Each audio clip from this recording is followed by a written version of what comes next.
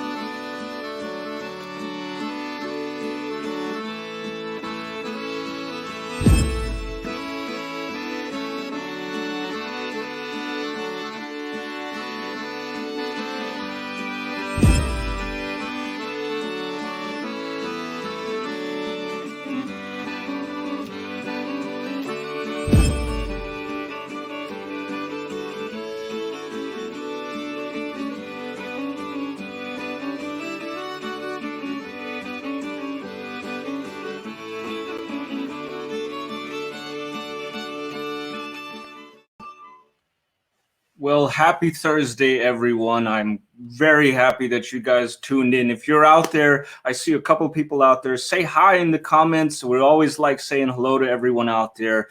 Today, we have a very special guest. A friend of mine has dropped in before his television debut on Penn and Teller's Fool Us, and we're going to get to him in just a couple minutes because I know you're interested and intrigued by his story. But before we get into that, I do have a couple of announcements, but I wanted to say that Faust and Company today is going to be our 18th episode, if you can believe that. Ever since the pandemic, we started this as a little experiment, so thank you so much.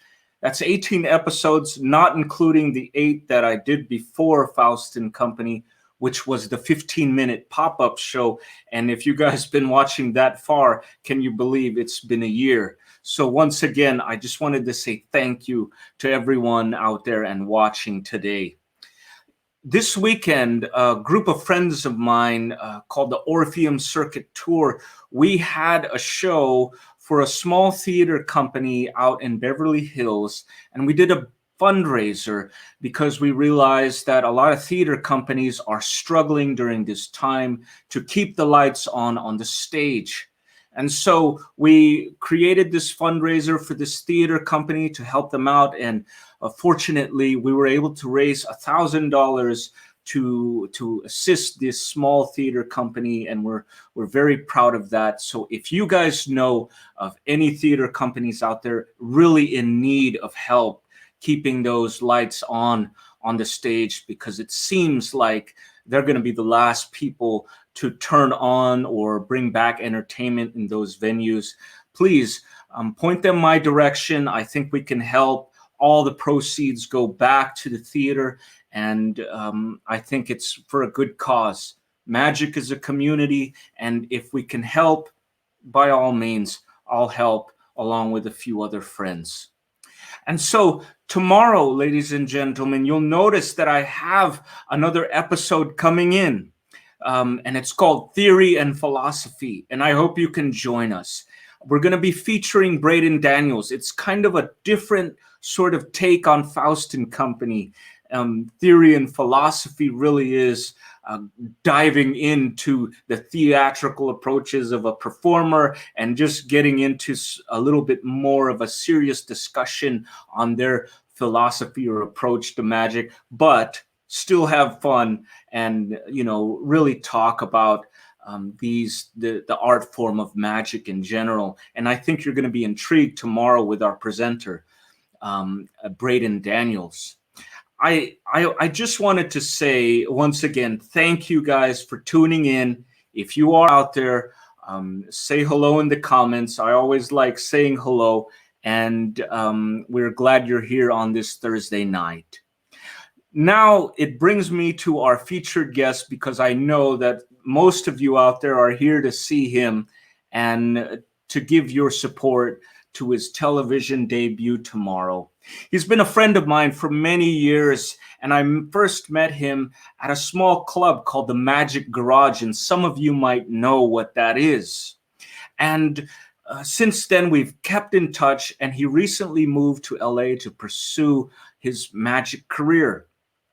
You see, our featured guest is also a UC Berkeley graduate in mathematics, and I know that's an intriguing characteristic of his. He was also the past president of the Oakland Magic Circle here in the Bay Area.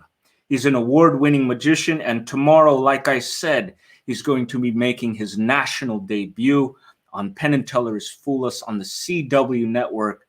Ladies and gentlemen, a round of applause and virtual threes in the comments, Nathaniel Segal.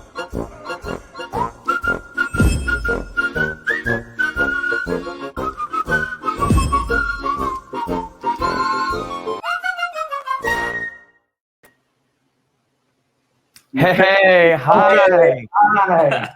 Welcome, my friend. It's good having you here. It is an honor to have you here at Faust and Company, and we are all excited to talk about your national debut. But before we get onto that topic, how are you feeling? Are you excited about it all tomorrow? Yeah. You know, a little excited, a little nervous, but it's all good. You know, I'm really excited about it. Wonderful. Nathaniel, I just wanted to point out that there are some viewers out there, so I wanted to say hello to them as it's customary here. So Edward Underwood is out there. He's giving you a round of applause. Hi, Edward. Jessica, I see. She has been a faithful supporter of ours, and she's here to watch you today, and we are happy to have everyone out there watching. Nathaniel, you have quite the background as far as magic, and some people out there may know who you are. You're quite the popular person here in the Bay Area. I grew up hearing your name all over the place, but it was only recently till we met. Now, everyone has an origin story. Nathaniel, could you tell us a little bit about how you got onto this journey of magic, as they would call it? Absolutely. Yeah. I started really young, just like many other magicians. I saw World's Greatest Magic on television. I think it was on ABC, and it was an amazing show.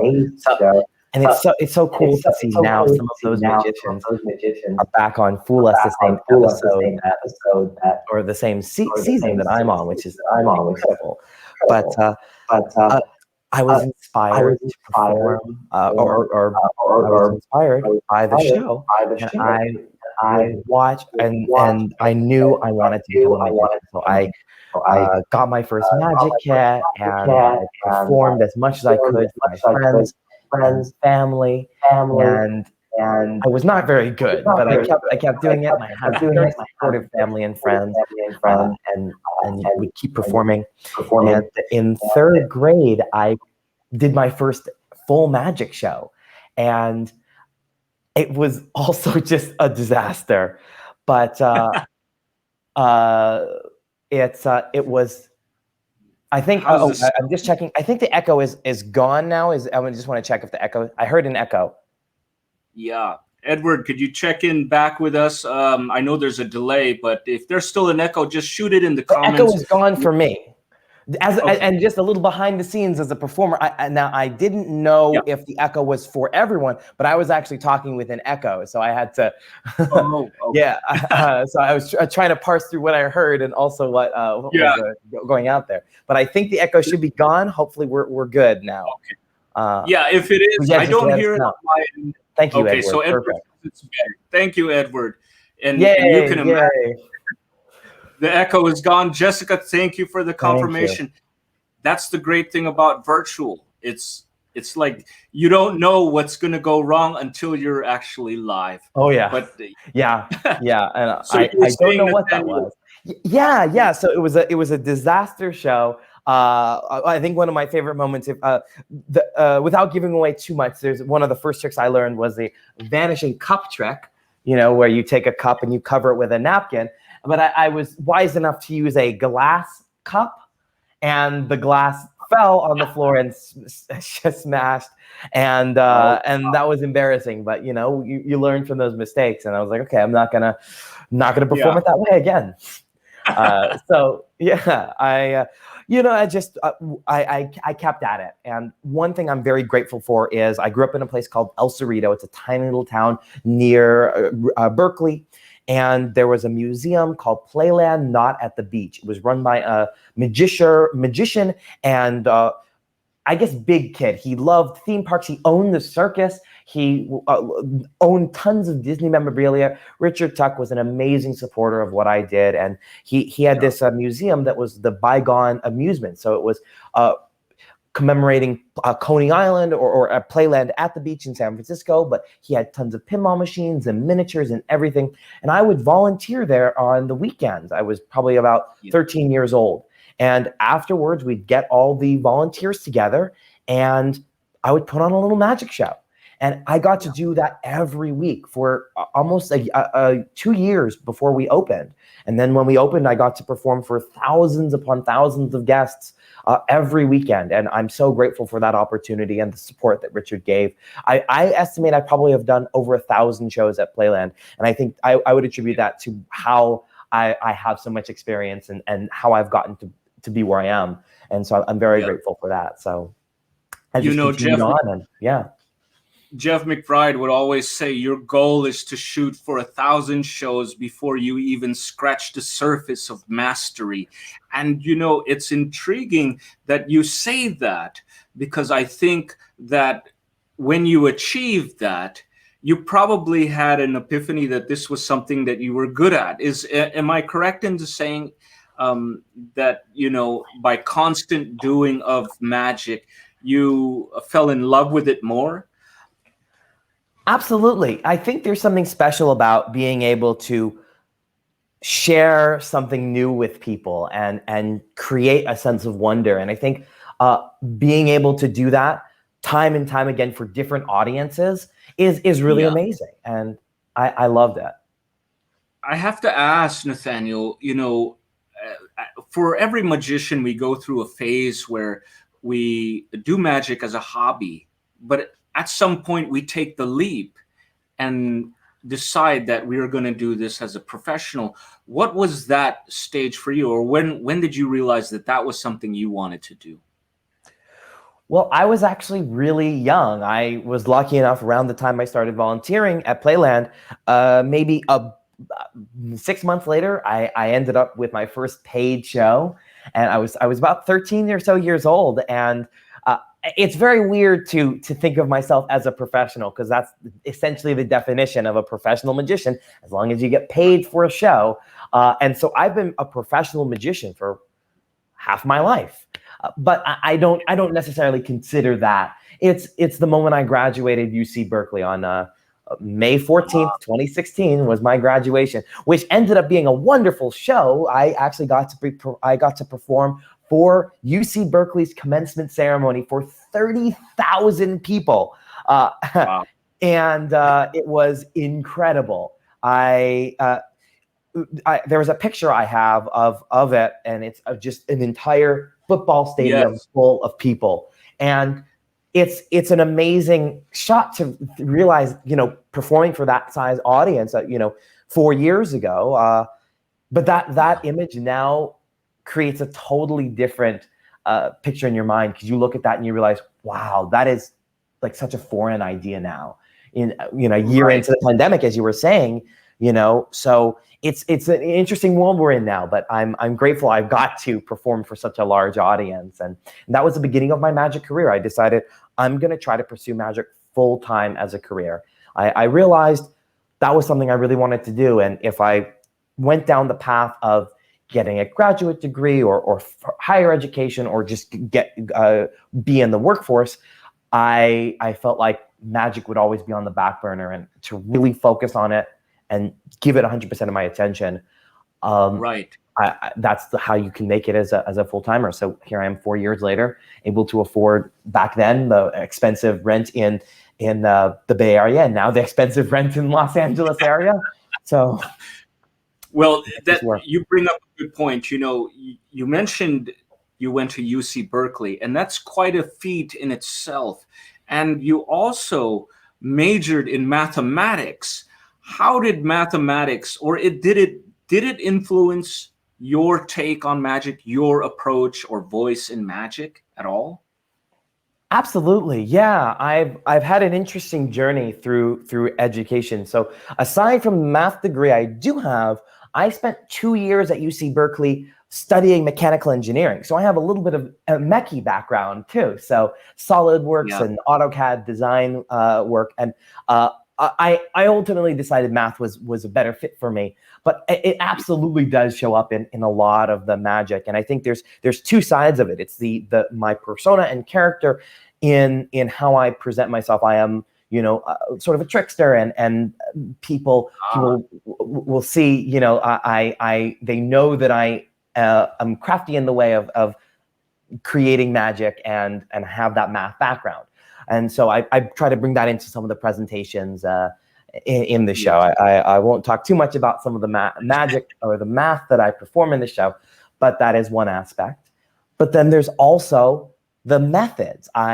There's a magic trick that I created that I would have only been able to do if I wouldn't have been able to do if I didn't have the MATLAB background. I use a MATLAB. It's an engineering program software, sort of like Python. So it actually allowed me to, in real time, run through a series of numbers with for loops to find a perfect sum of a selected object. It was a very complicated routine.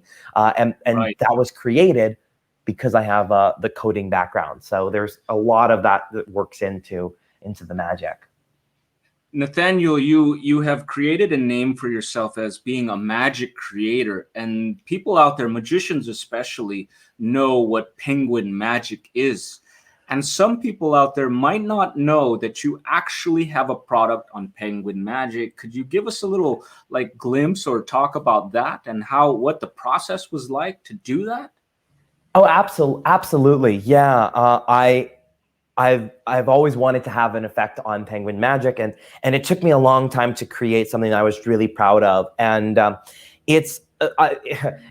not helping myself in terms of sales. One, you can't really perform it now so much during the pandemic. It's a great thing to practice, but also to Penguin, they do cater to, I would say, more of the amateur magician, because you want to have stuff that's super easy to do and visual and fun. This trick that I've released is actually not easy, but it's a worker. I went and performed it probably over 1,000 times in doing it in real gigs. I would perform out at the farmers markets. I would do close-up walk around. And when you're booked for these gala gigs where you do 3 hours of close-up magic for 600 people, I would just do it as many times as possible. And so this is the closer of my walk around set. It's a trick called premeditated. It's a totally fair, in the hands, open prediction, which I think it's very direct. There's no procedure. You hand them the cards, they deal to truly any card, and a folded up card that was in a Sharpie cap that was in full view the entire time. They pull it out, they open up the card, it matches the selected card. I'm very proud of it. It's very difficult. There's a lot of psychology and timing that goes into the trick. But if there's someone seriously interested in some of something that I'm really proud of that I created, you can check that out. It's premeditated on Penguin Magic. Oh, premeditated on Penguin Magic. So it's very nice that you distinguish the beginner magic to amateur to a really hard trick. Sometimes you go into buying magic that is really, you don't know what you're going to get until you get it. And it's nice that you mentioned that, hey, a caveat here is that this is difficult. So, coming in with a good basis would be something, but it is a working trick that you mentioned, and it has a profound effect on people. From what I had seen in the videos that you've done on Penguin Magic, Absolutely, yeah. So Nathaniel, I have to ask you, I'm sure many people out there are curious. Do you have any examples of magic that you can share with us today? Oh, sure, absolutely. I'm glad you asked.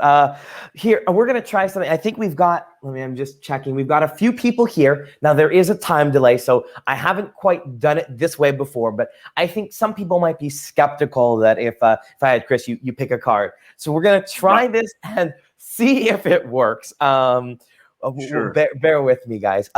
But I want everyone to think of a one-digit number, right? Maybe larger than 1, less than 10, just a one-digit number. I want everyone to think of that. And in a moment, you're going to place it in the chat. And we're going to do this with a number and then also a suit. We're going to try to get the first number to pop into the chat. Now, don't put anything in yet, because I don't want people accusing me of doing anything sneaky. So now, I did mention I recently moved to LA.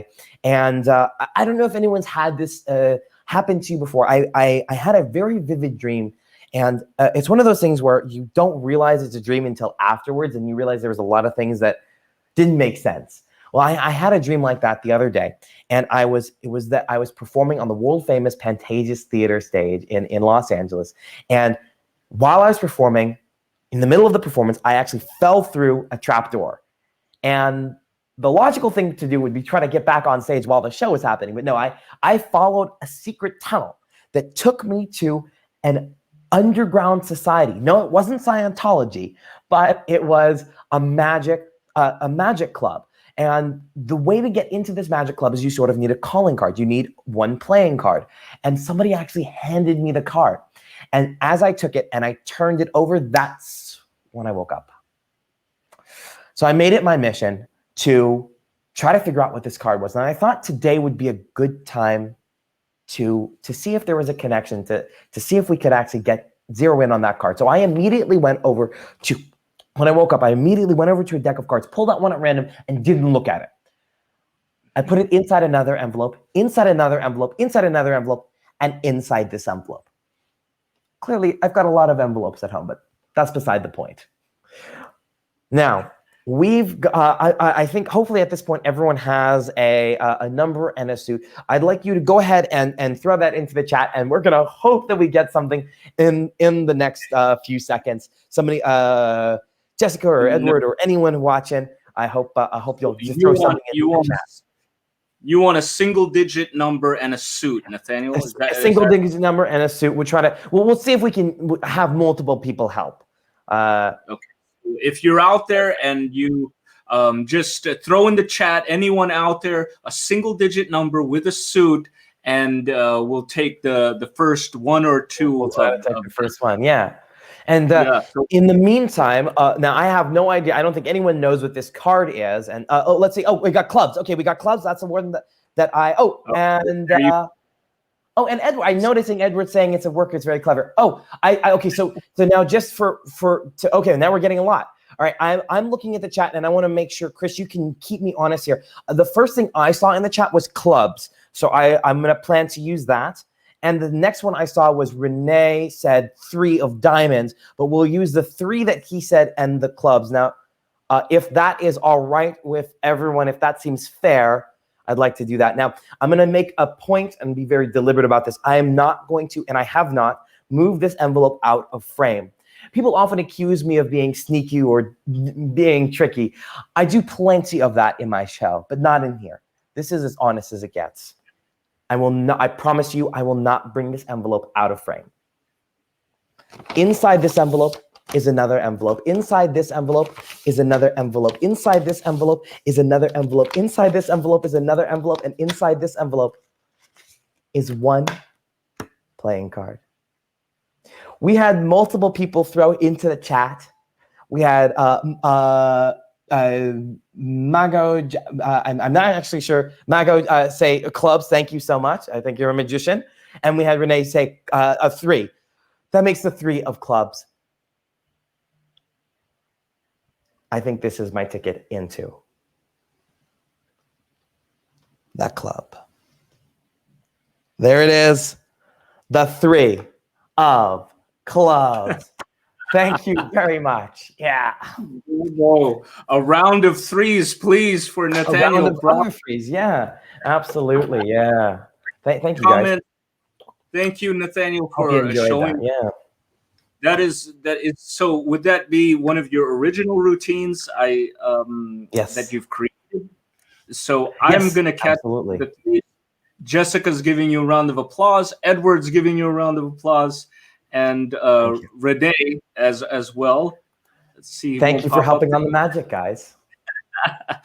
Wonderful, Nathaniel. Thank you so much. Oh, my pleasure. I have to ask you now. You're a very inquisitive person. I'm sure that creating these original effects, so to speak, takes some time. What is your process like? What inspires you to come up with these original effects? Yeah, it's a hard process, and I think there's a reason. I don't know the actual statistic. I think I might have heard this from Jay Sankey. Is it like 5% of magicians create magic for the other 95%? I don't know exactly how true that is. I feel like a lot of, but I do create a lot of original stuff, and it's very rewarding for me. I feel like instead of just taking a trick and maybe adding my own scripting to it, I start from the ground up. I design something just from nothing, really. I do try to. I will sometimes try to spin the classics. I think that's also a great way to start. So I love to take variations, and I think so. I'll quickly plug my social media. If you want to follow me at Magical Nathaniel on Instagram or TikTok. You can find me on all sorts of different sites, or yeah, you can see the website at segalmagic.com. There are multiple places. So what I have been trying to do there is create magic that's visual, quick, interesting, and original, and that's been difficult to try to. What I'll do oftentimes is take maybe a visual magic trick and try to put my own spin on it and make it different. So, but it's such a process, and oftentimes I have a notebook that's filled with ideas, and sometimes I'll just crack it open and say, okay, what can I work on today?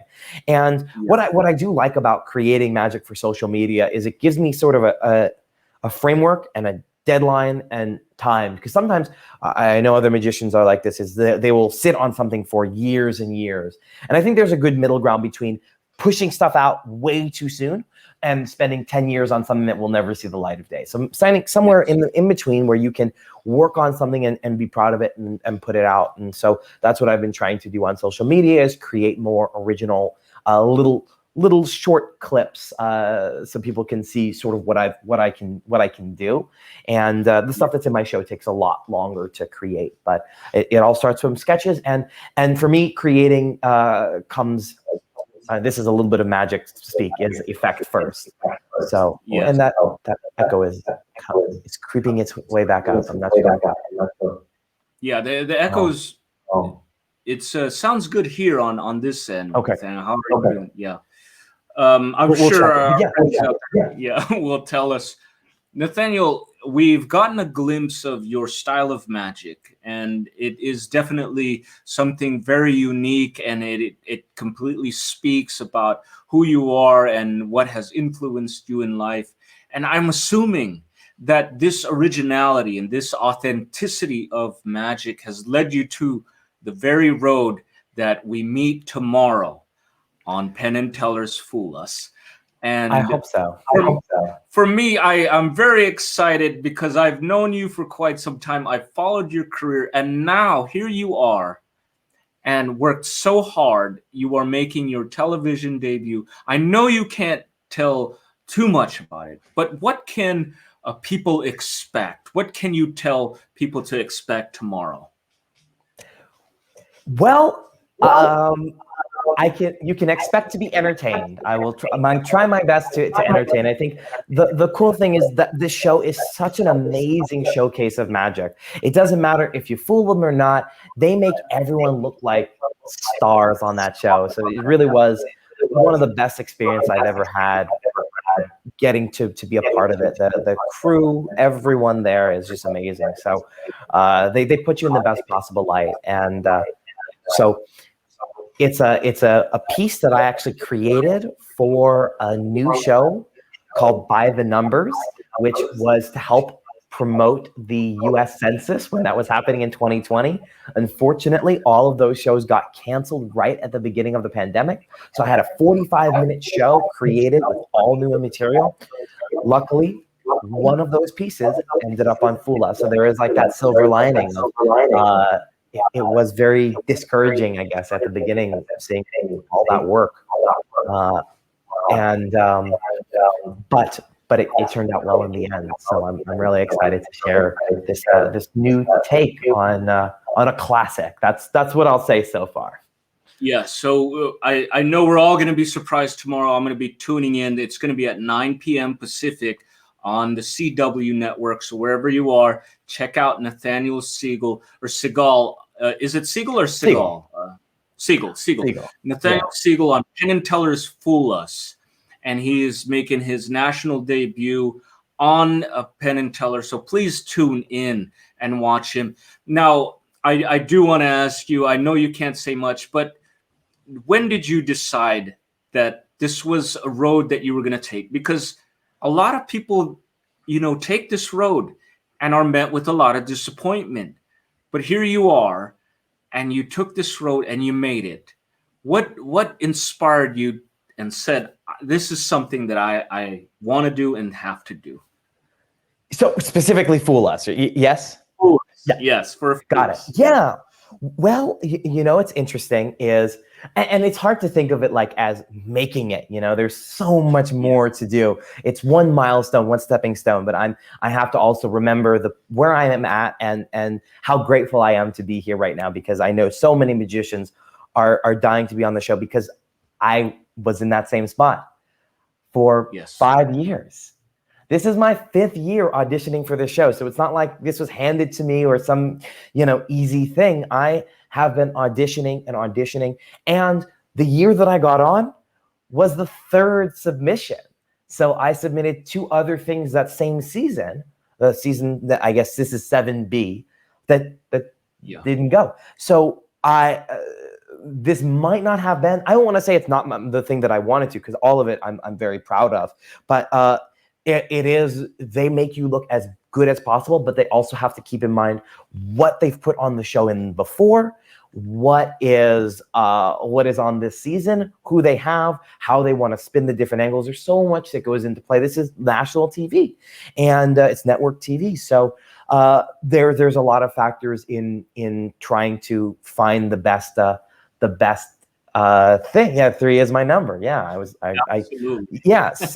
So I'm grateful to have something special on this show, and it's an honor. But I hope that I inspire people who are either wishing that they got on the show or debating whether or not they can audition.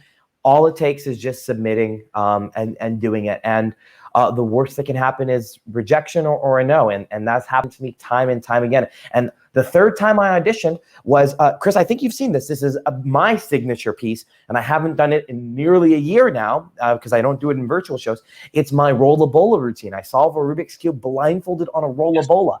I love that routine, but it's maybe not technically magic.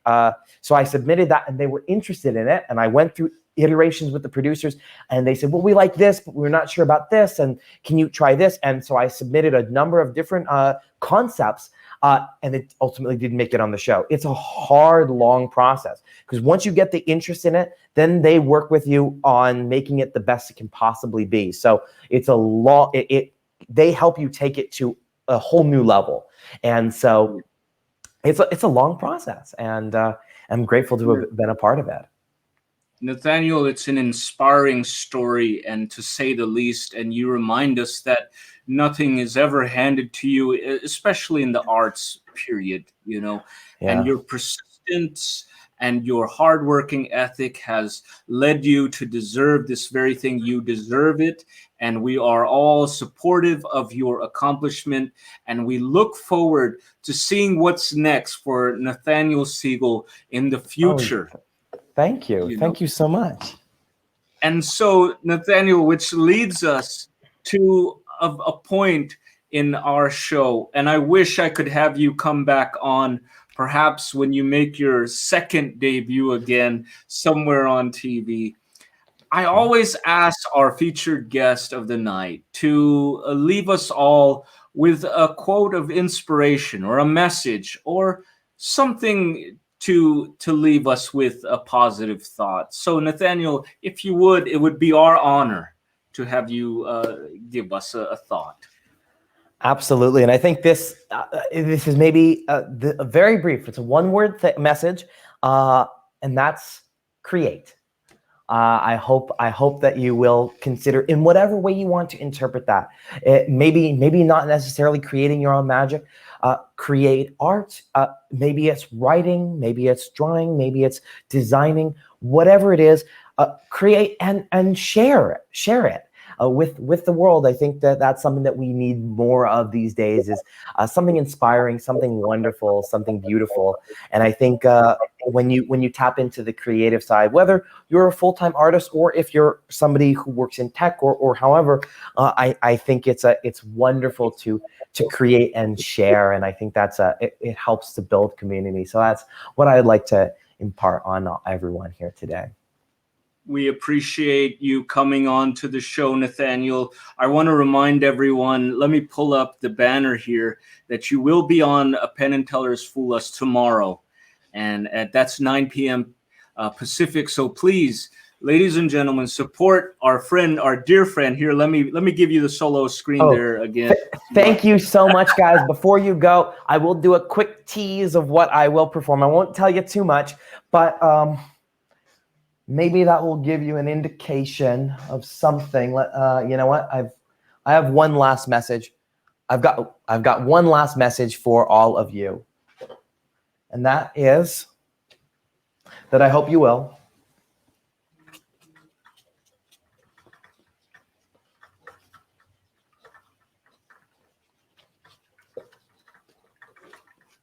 see me unfool us. Bravo, Nathaniel. Thank you so much. I think our audiences are giving you our applause. Jessica, especially, you never cease to amaze me, my friend. And we certainly thank you for appearing on Faust and Company and taking the time. And we look forward to having you on again, Nathaniel.